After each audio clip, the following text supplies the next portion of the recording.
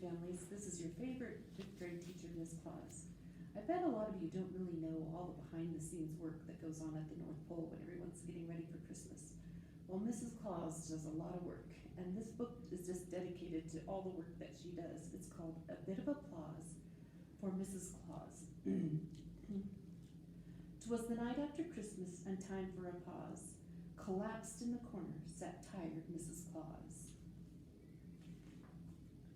The stockings were crooked, the house was a mess. The tree had tipped over, she couldn't care less.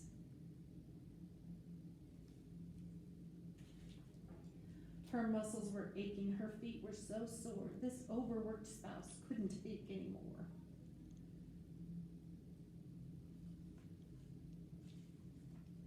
She'd addressed all the cards from a mile-long list, then received several more from some friends she had missed. So true. With the elves she'd wrapped presents for many nights through, with tape on their fingers, bows, paper, and glue.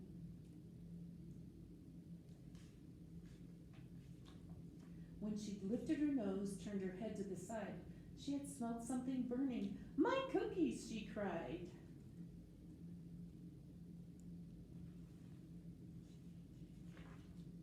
She was chubby and plump, quite a jolly old soul, from testing each goodie and licking the bowl.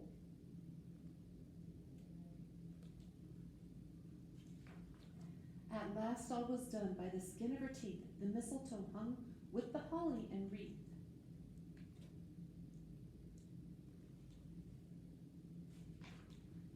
Then Santa had cried as he left on his flight, "You're the greatest, my dear. Merry Christmas. Good night."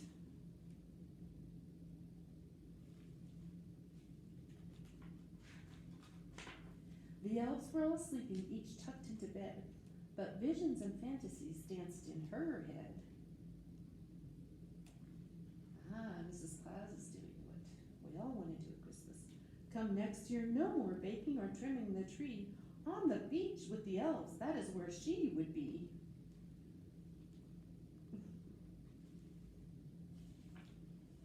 And then she envisioned a gorgeous new sable with emeralds and rubies hung down to her navel.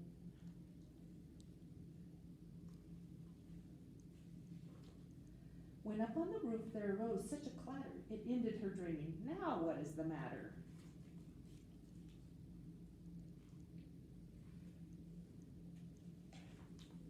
Away to the window she flew like a flash. As she tripped on the clutter, hopped over the trash.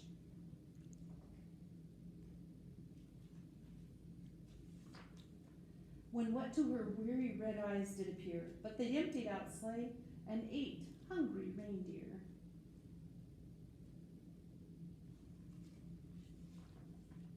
And the little old driver, so lively and quick, was worn out by his travels. Could this be Saint Nick? "Will you see to the reindeer, my darling?" he said, kissed his wife, said, "I love you," and took to his bed. Zzz, Santa's sleeping now.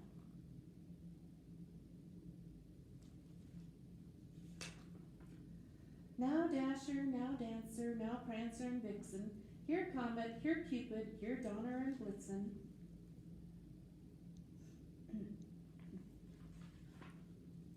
Come down off my roof and be careful, don't fall. You need some warm food and fresh hay in your stall.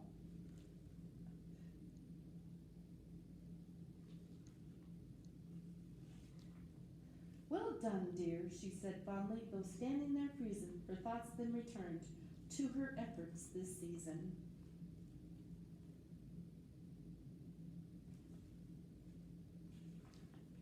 She had toiled all day long and was covered with soot, and her clothing was stained from her head to her foot.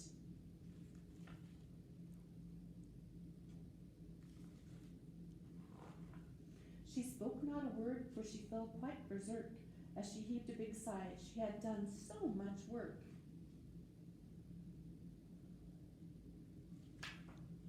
Then she flopped in a chair with no breath left to whistle. A smile on her face made her finally look blissful.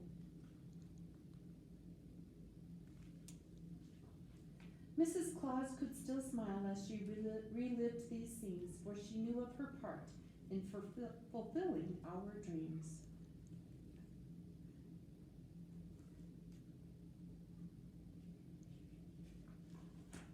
Santa Claus gets the credit, though everyone knows Mrs. Claus is the one who deserves hallowed praise.